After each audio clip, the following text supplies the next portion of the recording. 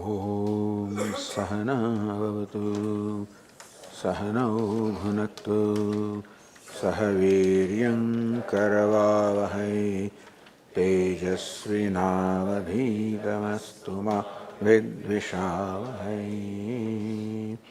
Om Shanti Shanti Shanti.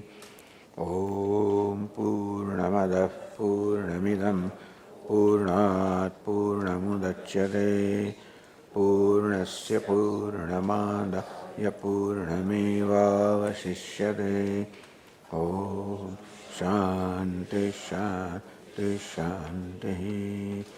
Shruti Smriti Purananam Alayam Karunalayam Namami Bhagavatpadam Shankaram Lokashankaram Shankaram Shankaracharyam Keshavam Badarayanam Bhashyakritau Vande Bhagavantau Punah Punah Ishvaro Gururatmeti Murti Bheda Vibhagine Vyomavadvyapta Dehaya Dakshina Murtaye Namaha.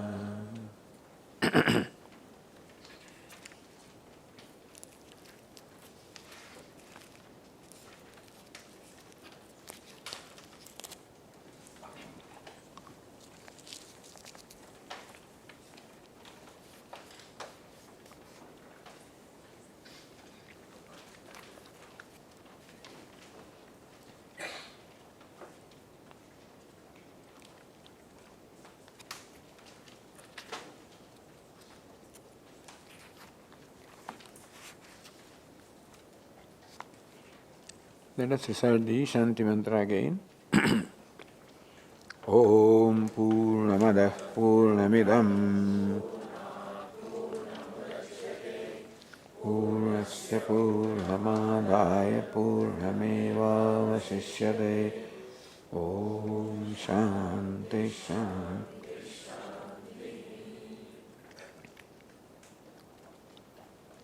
So this mantra reveals the vision of the entire scripture, what it is that the Vedas or the Vedanta has to teach, what it is that we have to learn in our life and imbibe. And so this one mantra is quite enough to help us contemplate upon everything. I think it was Mahatma Gandhi or someone, not this one, but the following mantra, Ishavasyopanishad. If this mantra is saved, everything is lost in the universe. One mantra is saved, then mankind will be saved. It will again work it out. Adah Purnam, Idam Purnam. Adah, that which is remote, paroksha, not experienced by me. Or what I think I do not experience, that is Brahman, is Purnam. Nobody has problem with that. Brahman is Purnam, that is Brahman. By Bruhatvad Brahma, that which is big, unconditionally great or big is called Brahman. So Brahman, by very the word reveals that it is big or limitless.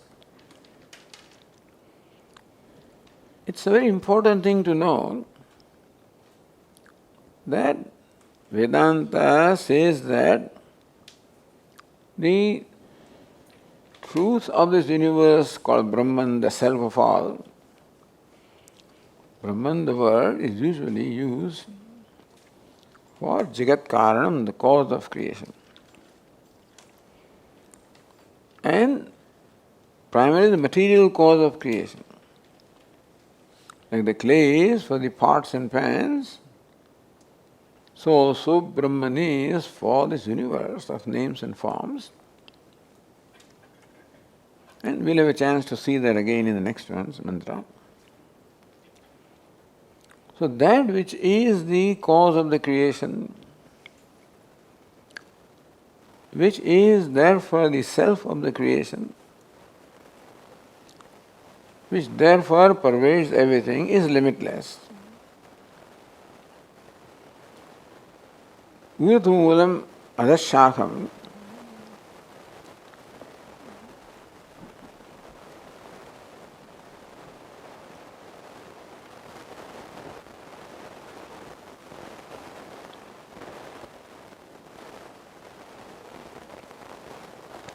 Of this universe, the moolam,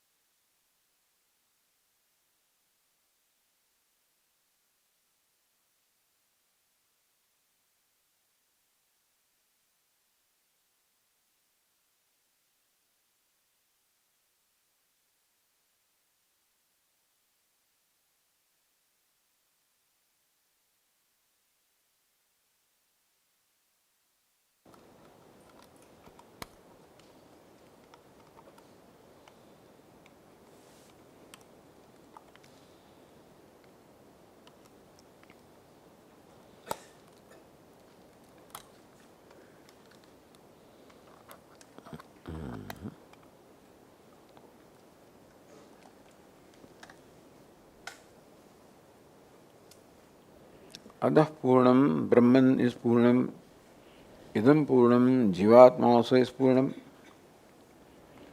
Purnat purnamudachyate, because the Brahman alone manifests as Jivatma. Purnasya purnamadaya. Therefore, take a close look at what you call Jivatma yourself. You'll find that you are also limitless. Take a look at the universe, you find that also is limitless. Purnameva avashishyate, for the wise person, what is only Purnam. So that is the reality of life. Purnam, wholeness, completeness, limitlessness is a reality. And this has to be said because what we experience seems to be all limited. I see myself as a limited being. I see every name and form of the universe also is limited. So whatever it is that I experience is limited. In light of that, you say, no, what is limitless. Now this vision is unfolded in the Upanishad. So let us begin with the first mantra of the Upanishad.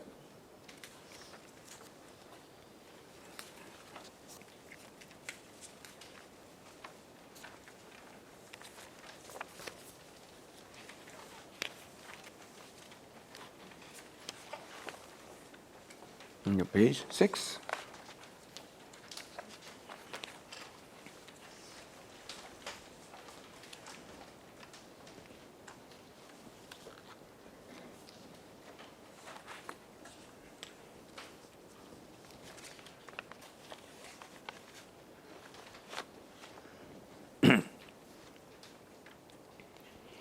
Om Ishavastamidam Sarvam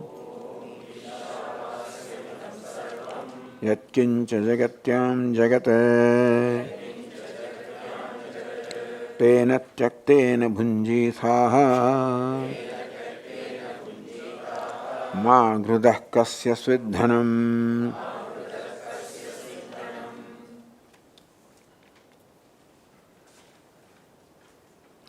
So this Upanishad is called Ishavasyopanishad. The nomenclature Upanishad is very informal. Kenopanishad is so called because the Upanishad begins the first verse Kena, Keneshitam. So also Ishavasyopanishad is so called because it begins with the words Ishavasyam, so Ishavasyopanishad.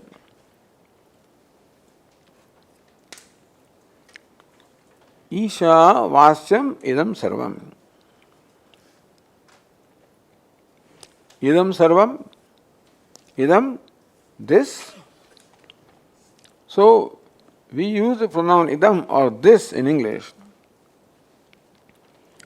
for what is the object of knowledge. So whatever is objectified, whatever is object of knowledge, like these pots and pans and tables and chairs and all these things are all called idam because I denote them as this pot, this cloth, this table, this man, this woman, this chair, this table, this building, this mountain. So whatever it is that is denotable by the pronoun this, sarvam, all of the idam sarvam. Yatkincha, whatever it is, good, bad or indifferent, whatever it is, which is denoted by the pronoun idam or this,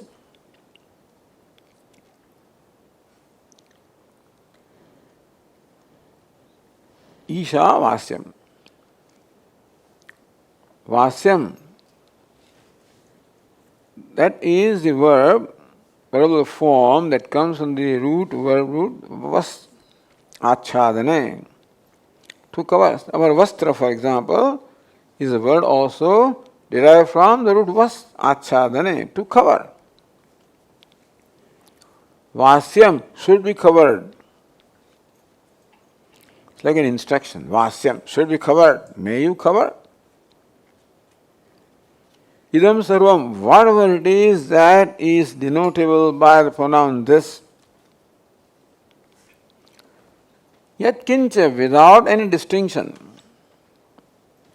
whether a good, bad, indifferent, right, wrong, good, bad, a saint, a sinner,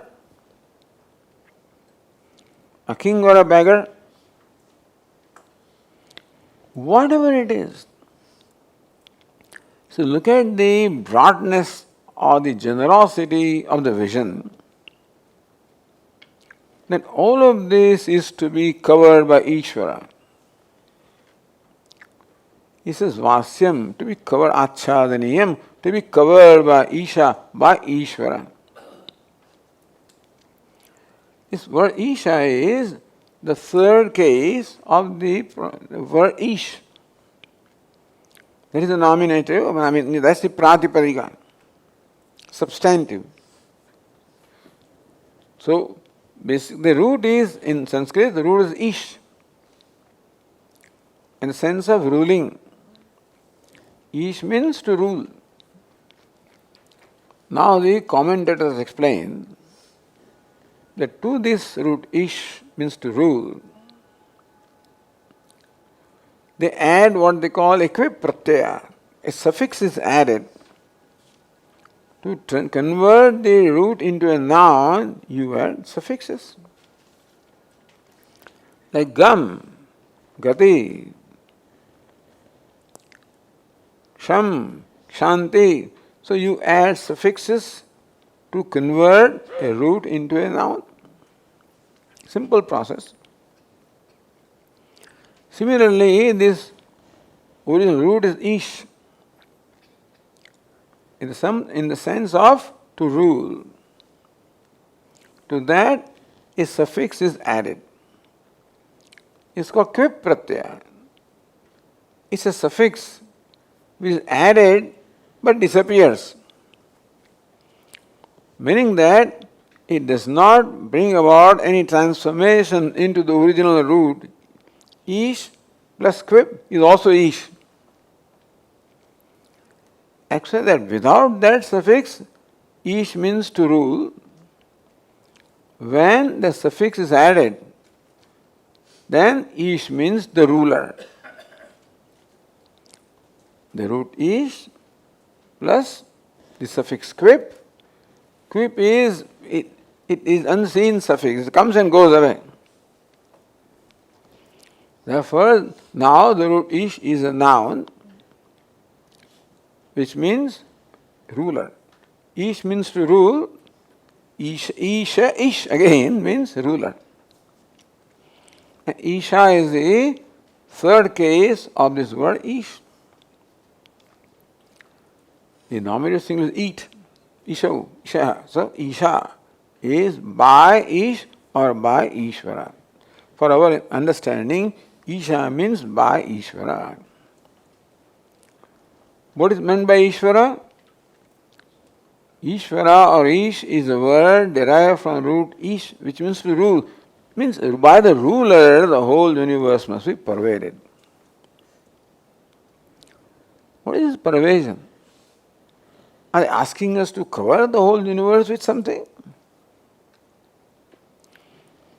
Is covering a process? Are they asking us to do something in terms of covering? Say, cover this. It looks like an injunction or a command to do something. So from the construction of the root, it looks like the Upanishad is commanding us to do something. Cover everything by Ishvara. How can you cover the whole? What is meant by covering?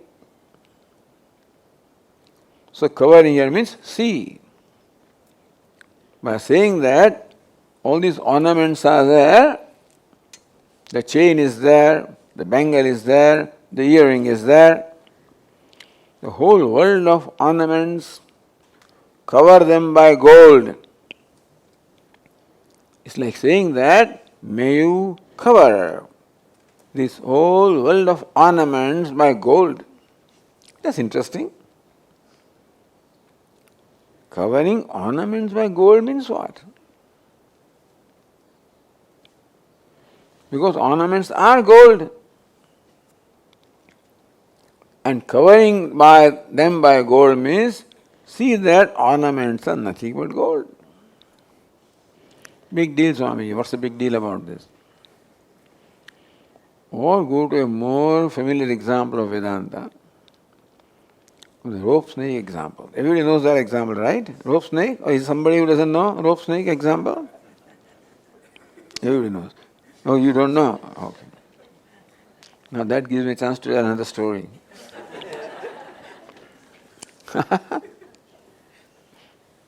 Then I will tell him, you don't do time.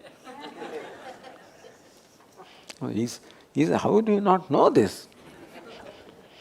But imagine yourself taking a walk in this Gurukulam in the evening with twilight situation, not enough light, not dark yet. So you do see things. And you see also while walking along in the garden, you see on the side a snake. You're scared. There are palpitations. Your BP rises. You're afraid. You want to run away. These reactions are created on account of you're seeing a snake. Your friend is also walking along with you. He sees jumping. What happened? Snake, snake. Wait a minute. Because there's no real snake, you know.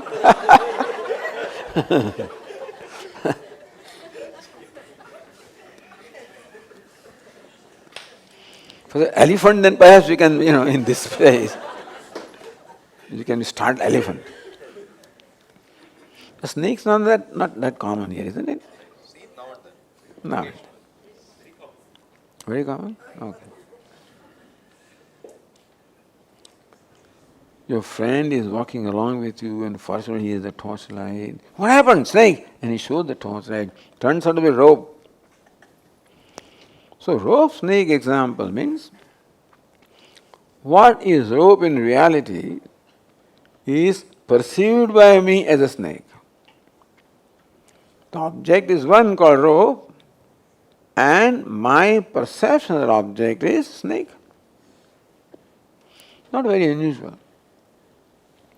It is not unusual in our day-to-day life also to mistake one thing to be something else.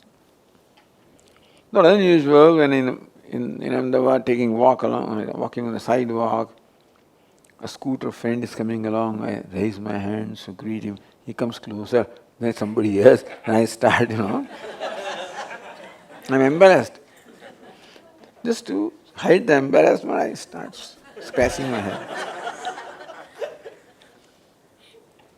So it's not unusual that you see one thing as, it's not called mistake. It's not so much mistaking something as other. It is having a brahma or a wrong knowledge about one thing or the other. So looking upon one thing as something different from what it is. In this case, looking upon something as contrary to what it is. Not just one thing as the other, looking upon one thing as contrary to what it is. Rope is a simple, innocent, harmless thing. And looking upon that as a snake is a very harmful thing which causes fear and many reactions in us. So they say, Swami, what happened, Swami, a snake? Swamiji, may you cover the snake by rope.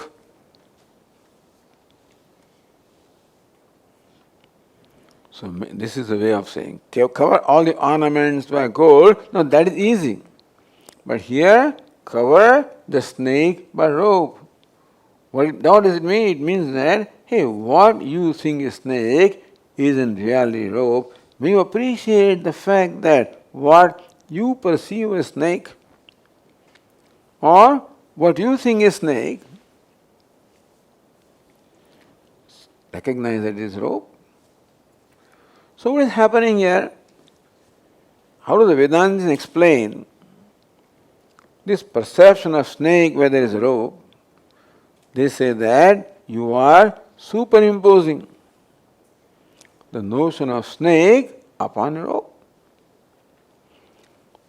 So this phenomenon of perceiving one thing as totally different from the other is because of this called superimposition. There is something in my mind, as I said. It's not that every time I see a rope, a snake, but if some snake ideas are in my mind or some fear is there, it's likely that I am superimposed. But then this is called superimposing a snake upon the rope. Example. So here we are told, idam sarvam yat kincha jagatyam jagat. Jagatyam in jagati, in prithvi, in brahmanda, in the universe. Yat kincha jagat. Jagat means gacchati iti jagat. So that which is always in motion is called jagat. Which is in motion, meaning changing. So whatever it is that is jagat, whatever it is that is changing in the universe, may you cover that by Ishvara. May you recognize that it is Ishvara.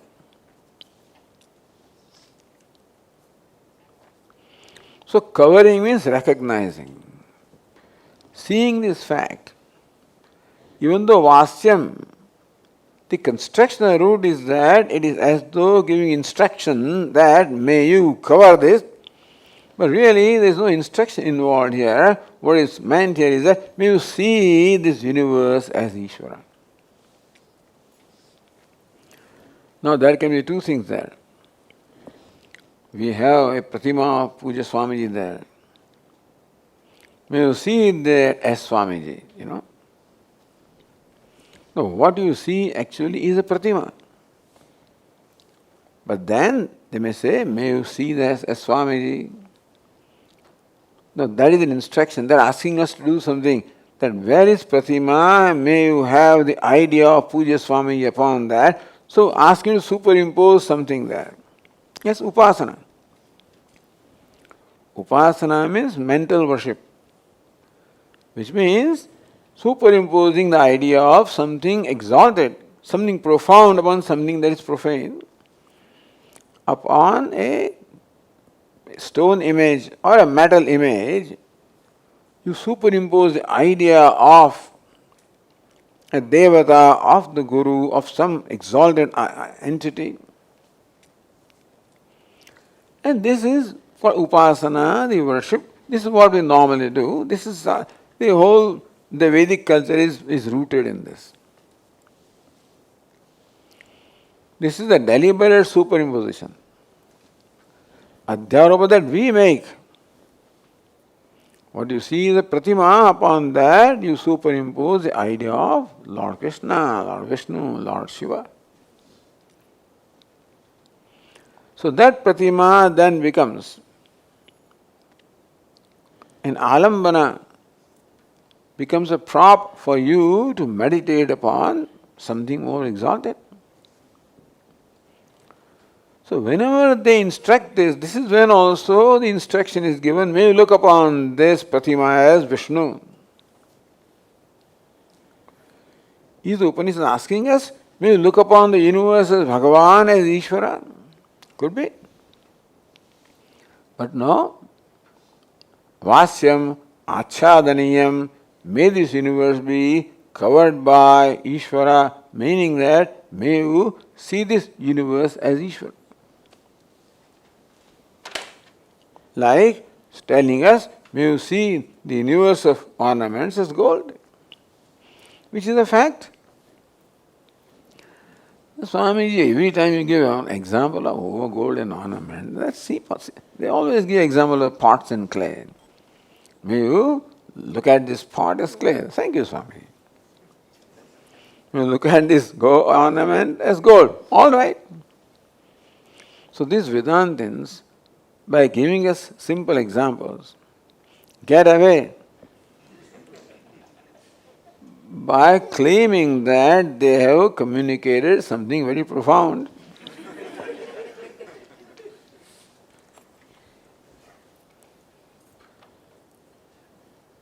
But this is a simple thing. However, there is something involved here. When we ask that, may you look upon this bangle as gold, you say, yes, I see that, Swami. How do you see? How do you see this bangle as gold? What the eyes perceive is a form, isn't it? And color. And also gold. But where do you see gold? In your mind's eye. A better example would be in our Saraswatiji ashram. At the end of every weekly retreat, there would be a cultural program, children's cultural program, where children present various plays and children act. They perform on the stage, they have all kinds of costumes, and somebody becomes Rama, somebody becomes Lakshmana, somebody becomes Ravana, somebody becomes a watchman, a gatekeeper. Hey, look at this Ravana. But Ravana's parents are also there. When they look at Ravana, what do they see? Do they see Ravana? What do they see? They see their son. Yeah, isn't it? So what is happening there? When everybody sees Ravana there, because he's dressed accordingly. There was one boy who was always well known for dressing as Karnataka and stuff like that. Oh, he'll come, everybody would be scared. But the parents know. In what appears to be a very scary person or frightening person, what they see is their son. So there the eyes are revealing something. It's in the mind's eye that you see something more, is it not? So what do the parents see is in their mind, what the process is happening. They are doing, they negate the costume which this boy is wearing. They know very well that Ravana belongs to costume, does not belong to my son. Otherwise, they would not allow him to act as Ravana. If by taking a role, a real transformation took place, nobody will take the role. Or everybody will want to take role of a king or something like that. So sometimes children don't want to take these roles. I don't want to become a gatekeeper. No, I don't want to become a Ravana. Children think that maybe I'll become something, but no, not so. Actors are no problem. They become heroes also, they become villains. As long as you pay them crores of rupees, doesn't matter what you are, they'll become anything, a beggar also, a king also, a hero also, a villain also, a murderer also. Because it is a superimposition. What is super does not change the original entity, called adhisthana or substratum. Without bringing about any change, it creates an appearance of something different from what it really is. What is a young boy, is an innocent boy. And this costume creates an appearance of Ravana. Thank God that that costume or his acting also, they do not bring about any inherent transformation or change in that person, isn't it?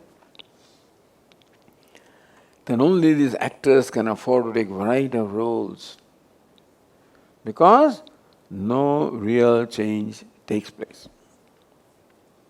He comes out intact. He may act as Lord Rama also, but come out intact. We hope that that acting helps somebody, but even that also may not help.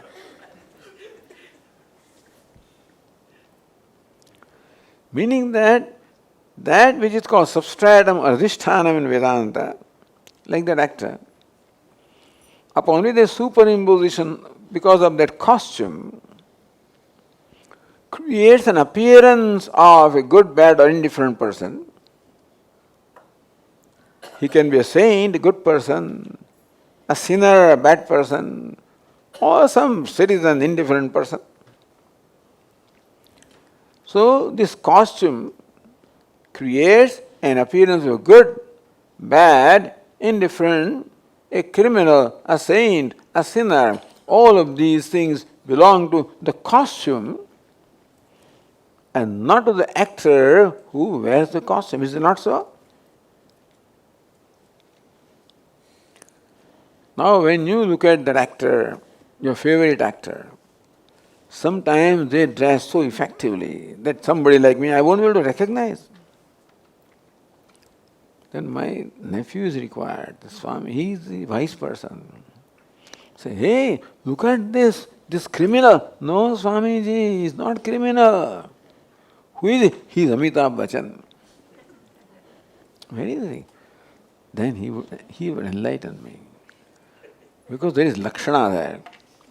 The Swarupa Lakshanam is there. The temporary Lakshanam is that he is a criminal. But the Swarupa cannot be hidden. What is Swarupa? There are certain features that cannot be hidden regardless of how much, what costume you wear. You can't hide the eyes, is it not so? Can you? I remember the college days, when in those days they would present, for the boys they would present eyes, of the actresses. Just, and in the annual program, what is it called?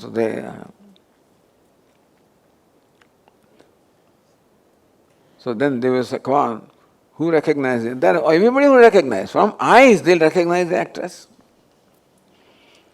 So when you like something, all you need is just a basic lakshanam. Then the swarupa lakshanam, eyes cannot be altered, nose cannot be altered, lips cannot be altered, ears cannot be altered. Some unalterable aspects are there, regardless of what costume he wears. Although an ordinary person will be thrown off by the costume, but the one who knows the actor recognizes, regardless of what costume it is, he sees his favorite actor. So what happens in our mind? When one who appears as a beggar, you recognize him as an actor. The eyes reveal a beggar, the mind's eye see an actor, isn't it? Two kinds of perceptions are there. One is what the organs of perception reveal, other is what the mind's eye sees. Is it not so? So what happens there? That the superimposition has taken place, that the actor appears as a beggar or a king or a criminal or whatever, and you, the wise person, as far as the actor is concerned, what you do? You do apavada. So it's called adhyaropa, apavada. Adhyaropa, superimposition. Upon the actor, there is adhyaropa, superimposition. Because of the costume and whatever, he appears to be different from what he really is. And this wise person, who will not be thrown off by costume, who can recognize the lakshana, in his mind there is apavada, the negation of what is superimposed, and he sees what the adhisthana is, what the real is, what the reality is. This is our day-to-day experience. Is it not so? Not uncommon. Not uncommon to see something different from what appears to the eye. Is it not so? So we had, Swamiji, may you cover this beggar with Amitabh Bachchan. Means that, no, something is revealed to me.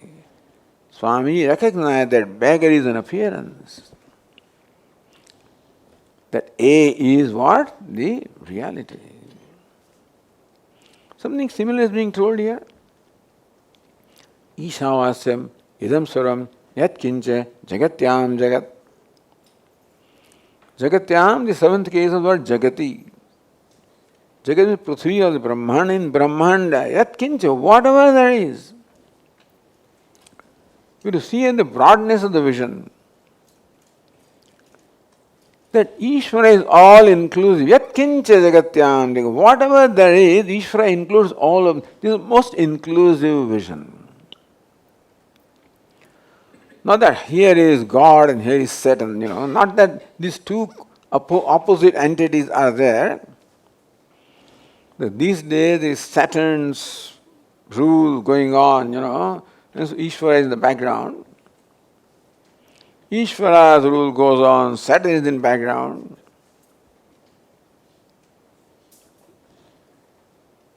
Ishvara will punish you if you do this, that and so forth. He can get angry at you if you say this, do this. That's how Ishvara is presented to us, to manipulate us. This process of manipulation. You threaten this fellow, do this, you'll be punished. Do that, you'll be rewarded. Anyway, everybody uses this method, for children. When the child is not mature enough to see things in himself, and he naturally has a habit of doing things which can be quite contrary to what it should be, then you create fear in him. If you do this, this will be the punishment. Do this, that's a reward. But that is not what is said here. Without exception, see that what is Ishvara. Idam suram yat kincha jagatyam jagat. Same as Purnam eva avashishyate. What is? So what is called Ish here, or Ishvara, is Purnam. It's complete. This word Ish, or Isha, or Ishvara, means ruler. See, every word has a a meaning and therefore a limitation. Every word creates in our mind a concept. When I use the word pot, creates a concept in your mind of pot, of cloth, cloth, flower, flower. So when I use the word Ishvara, it will create in you also a concept of what that word means. If you knew the language, how the word is derived, Ishvara means ruler. So may you cover everything by ruler, meaning may you see everything as a ruler. Now ruler presupposes a duality of what? A ruler is a noun or a word which is a relative word, is relative to something. If entity is called a ruler, relative to what is ruled. Is it not so? A ruler presupposes ruled. You cannot be a ruler unless there is ruled.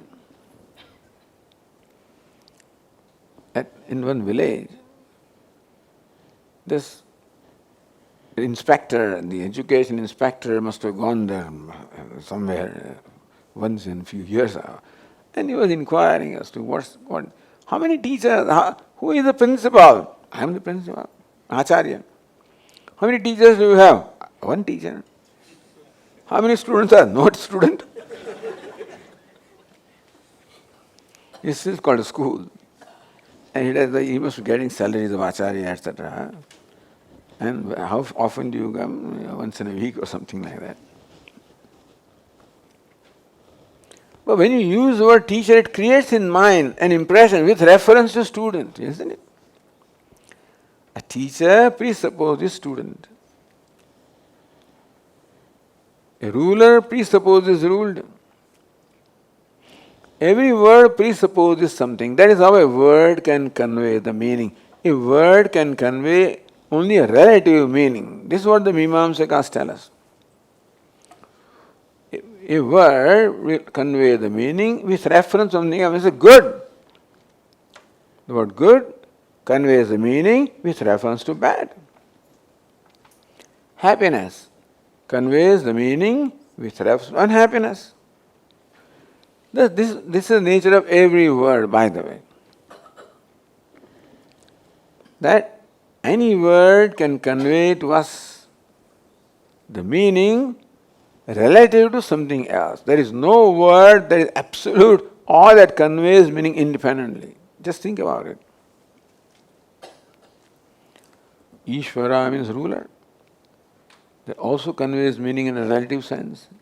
A ruler presupposes what? A ruled. The king presupposes the subject. Teacher presupposes a taught.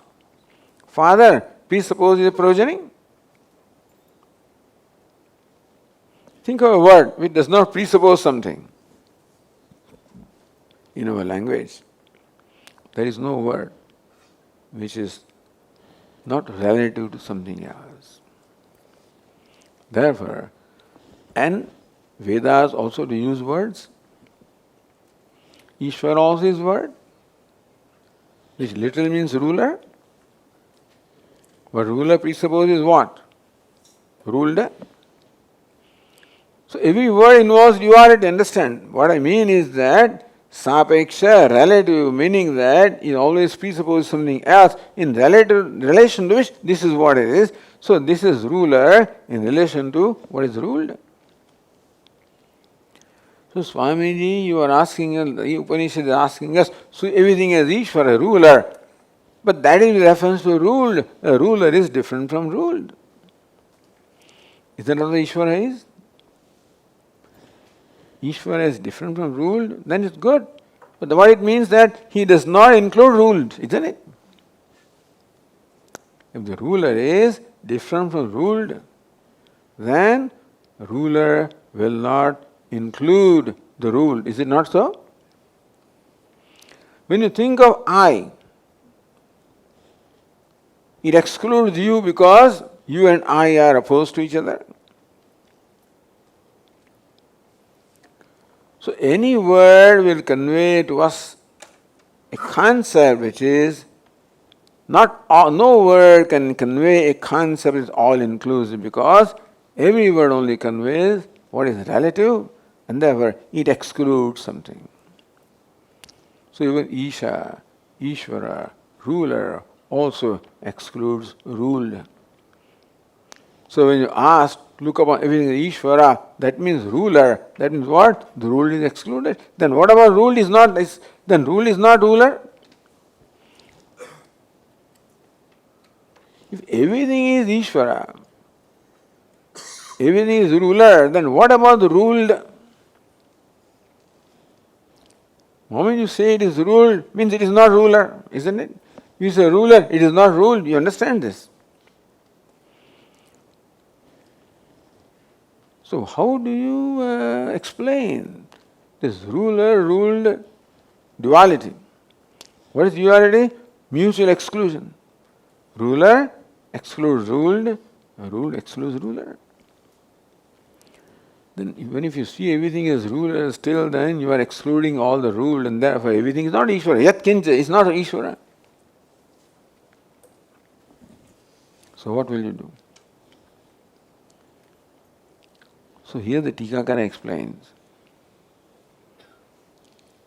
Gives the example of Devadatta, a Tom, Dick and Harry. Devadatta means a Tom, Dick and Harry, any entity. In English they would go Tom, Dick and Harry. That means some common man. Sanskrit Devadatta, a common man. This Devadatta is standing in front of a mirror. So what does he see in the mirror? Devadatta standing in front of a mirror. What does he see in the mirror? His reflection. Now if Devadatta raises a hand, what happens to the reflection? The reflection says, I'm sorry. Reflection protests. I'm too tired. I will not lift my hand, raise my hand. I'm too tired. So Devadatta raises his hand and the reflection refuses to raise the hand. Does it happen? No. Devadatta just sits up, The reflection also, Devadatta can do all this. The reflection has no freedom to be otherwise. Is it not so? Why is it so? How come? How come reflection? I'm sorry, I'm tired. I'm sorry, I don't do that. Oh, you make faces, I don't make faces. So people make faces also. Standing in front of the mirror. In fact, one Swami told us, Swami, how are you? Well, right now I'm standing in front of a mirror and making faces and laughing at my own self. So this was his way of laughing. So apparently he had some kind of therapy that you must laugh for 15 minutes a day. If you don't get any opportunity, just stand in front of a mirror, make faces and then laugh at your own self.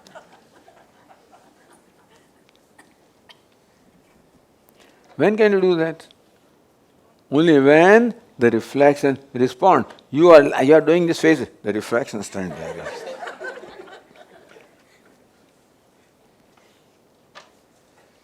Does it happen? Doesn't happen. Why? Because the reflection does not enjoy an independent satta, independent existence. It is totally dependent upon the image. So Devadatta, if it's called image, then the reflection totally depends upon the image. Reflection is because Devadatta is. If Devadatta walks away, I will not walk away. Does the reflection stay there? No. When Devadatta walks away, reflection. Meaning reflection is totally dependent. Reflection derives existence from Devadatta. Reflection shines because Devadatta shines. Reflection is handsome because Devadatta is handsome. Is it not so? It is Devadatta saying so.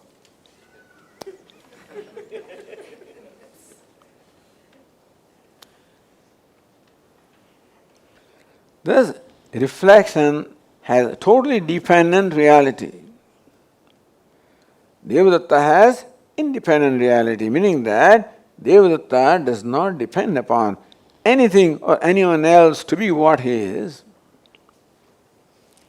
On the other hand, the reflection is totally dependent upon Devadatta. One is independent reality, other is dependent reality. So what do they call in Vedanta? That is dependent reality. You know what is it called?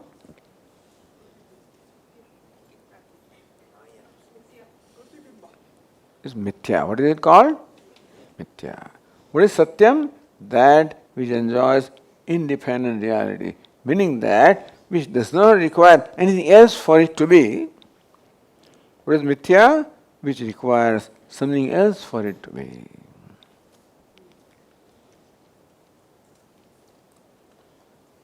Therefore, if Devadatta stand, let us say, in front of parallel mirrors, and he says 100 Devadattas,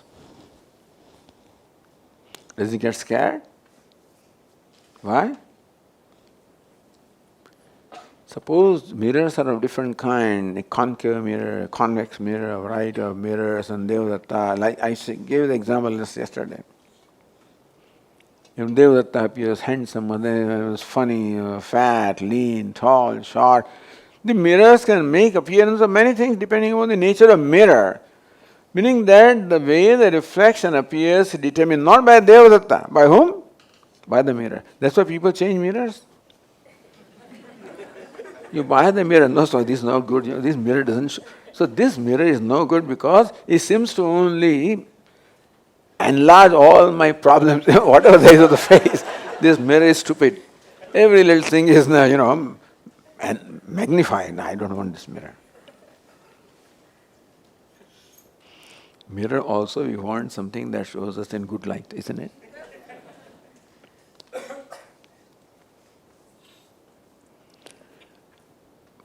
So the nature of reflection determined by a mirror. If there are 50 mirrors in front of me, each mirror having different characteristics, then there will be 50 different kinds of images. Is it a reflection? Is it not so? One will show me like this. In Ahmedabad, we have what we call Bal Vatika. And there is a room in which different kinds of mirrors are placed. Stand in front of one of them, you look like this. Stand in front of the, you look like that. Depends. Concave mirror shows you this, and convex mirror shows a different thing. You enjoy that. Why do you enjoy that? You look yourself, this is very ugly. Otherwise, you think that, wow, what happened to me? Wow, when did I grow this much? So much weight. What should I know for dieting? Do I start worrying about it? No, because I know what? It's just an appearance. It's called mithya. The Swami is not mithya. Fatness is mithya. The tallness is mithya. Something is satyam. By the way, mithya presupposes satyam, isn't it? The Swami must be there for a fat one to appear there, for a tall one to appear then, for a distorted face to appear. Something must be there. Mithya presupposes satyam. Reflection that is mithya presupposes satyam, meaning a real Devadatta. No Devadatta Swamiji, but a reflection that dancing, that cannot be. Can it happen? Devadatta is not a reflection, is it possible? Then you have to watch out. Like this man, he comes in this early in morning, tells his wife, hey, you breakfast? Not one plate, make 2 plates, we have a guest. He says, what? When did you have a guest? Yeah, I saw him just now. He was coming from bathroom after. So he says, let me see. So, oh, not 1, 2 guests we have, she says, That is possible. It is possible that what is mithya is taken to be real. Possible, is it not so? In that case, our reactions are different, our thinking is different, everything is different. If mithya is recognized as mithya, it is fun. If mithya is thought to be real, Like a child looks at the mirror, thinks that another fellow has come, he starts crying. The child thinks he's going to share something, that I have, my toys. It depends on nature. Some child may say, oh, my friend has come, he plays with him. When mithya is taken to be real, then our reaction is a different kind. When mithya is seen as mithya, our reaction response of a different kind. Is it not so? The rope snake, what is that snake? Not any snake, rope snake. What's the reality of rope snake? It is mithya, just an appearance. So when you show the torchlight, when you find the rope there, what happens to the snake? Where does it go? Where does the snake go? You see the snake and you are scared. You start chanting mantras. There are mantras called Garuda mantras. When you chant them, the snake goes away, supposedly. So you see the snake and start chanting mantras. Will that snake go away? Will the rope snake go away? Sometimes people, pound the ground thinking that, but the snakes don't hear, they say, that's what they tell us. But this is what we do, to drive the snake away. A real snake can be driven away, but this rope snake, regardless of what you do, cannot be driven away. Can it be? Then what should you do? To drive a rope snake, what should you do? Show the torchlight. Then the knowledge takes place. What I thought was snake is in reality a rope. So rope snake is the example of mithya. Projection, superimposition, a bhrama, a delusion. But as I said, mithya presupposes satyam. Something must be there. I saw the snake in the air. Now that may be some different thing in your mind. But normally, I saw elephant where you don't see an elephant where is snake. Some similarity sadrusham must be there. So where there is rope, you see a snake or something else, not an elephant. Because the snake derives its existence from the rope. Where the rope is, there the snake is. Not the rope is there and you see snake there, then it may be a real snake.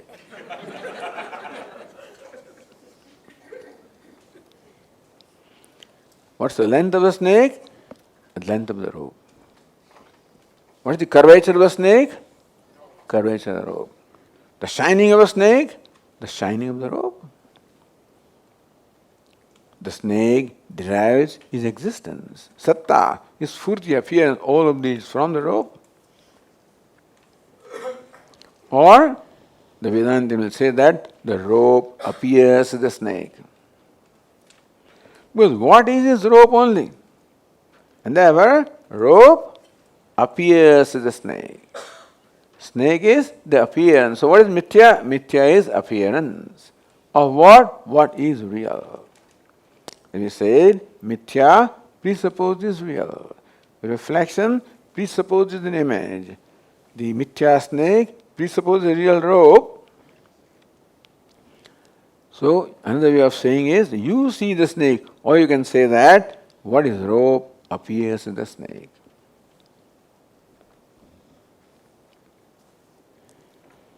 So now, for the rope also we can apply this terminology. Can you say that the rope rules the snake? Can you say that? No? The rope rules the snake. Because where the rope is, there the snake is. Is it not so? The rope is, the snake has no freedom. The rope is there, that snake cannot be elsewhere. Snake is where the rope is. How long is the snake? As long as the rope. What is the curvature of the rope? So it's a way of saying. You can say that the rope rules the snake. Can you say that? Ruler is independent. Ruled is dependent. Snake is totally dependent. Rope is independent. So you can say the rope is the ruler of the snake. Can you say that? Now the word ruler is in a secondary sense. But then what a ruler does is what the rope does to the snake. What a ruler would do to his subject. Control them. Determine what they do. Even determine how they appear in places like China, Russia. They may determine how you should appear also. Maybe. How you should dress, how you should appear, how many children you should have, what you should not have. It's called ruler. So similarly also, rope seems to does that, seems to do that. Not that rope is a ruler in a primary sense, but then rope also displays the characteristics of a ruler, with reference to snake. Meaning that the location of the snake is determined by the location of rope. The length of the snake is determined by the length of rope. The curvature of a snake is determined by the curvature of rope. The shining of a snake is determined by shining of the rope. Rope has no freedom at all. Rope is totally dependent. So that is called ruled. Who is dependent? It's called ruler independent. Is it not so? The ruler independent, ruled dependent. So you can apply that here also in a secondary sense. Not that rope is doing something to rule, but by virtue of just existing there. We'll also expand this idea later. You can say that the rope is ruling the snake. Rope is Ishvara of the snake. Can you say that? In a secondary sense. Not primary, but then whatever Ishvara, the ruler, does, the rope also seems to be doing that to the snake. Or snake seems to have the same kind of dependence upon the rope that a ruled has upon ruler. So you can say that rope is the Ishvara of the snake. Then it's quite understandable. Ishavasam idam sarvam. May you cover this snake by rope, by Ishvara of the rope, by Ishvara of the snake, the rope. What it means is that may you see the snake as rope. So these words, some words have to be used. And when words are used, words will convey the meaning. And very often then the meaning, that what the primary meaning, vachyartha, the primary meaning conveyed by the word, may not be adequate actually to convey the message. Therefore, you may have to explore that word. And what we call it, what is tatparya? What is the intended meaning? It's called tatparya, purport. Meaning what? The intended meaning. So, this is very important. When we listen to somebody, not only should we interpret the literal meaning of what we hear, we should understand what is intended by the speaker. The meaning, that's what the Mimamsakas would say, that the meaning of the word is determined by the intention of the speaker, not by the word. The word does not determine its meaning. The meaning is determined by the intention of the speaker. That's the reason why sometimes we have to go beyond simply literal meaning. And what does it mean by this? What is tatparya? What's the intended meaning? So that is why we require teachers. Because when you study the scriptures, like this statement that we are studying, what it says literally is one thing, which is not wrong. However, we have to explore what it means, and when we explore, then we understand more profound meaning conveyed by these words. Ishavasam idam sarvam yat kinja jagatyam jagat. Whatever there is in this universe must be covered by, meaning must be seen as means Ishvara. Meaning, what is Ishvara? We will continue discussion in next class. Om Purnamadah Purnamidam Purnat Purnamudachyate Purnasya Purnamadaya Purnamevavashishyate. Om Shanti Shanti Shanti. Shankaram Shankaracharyam Keshavam Badarayanam Sutra Bhashyakritau Vande Bhagavantau Punah Punah. Ishvaro Gururatmeti Murti Veda Vibhagine Vyomavad Dehaya Dakshinamurtaye Namaha. Om Shanti Shanti Shanti. Hari Om. Shri Gurubhyo Namaha. Hari Om.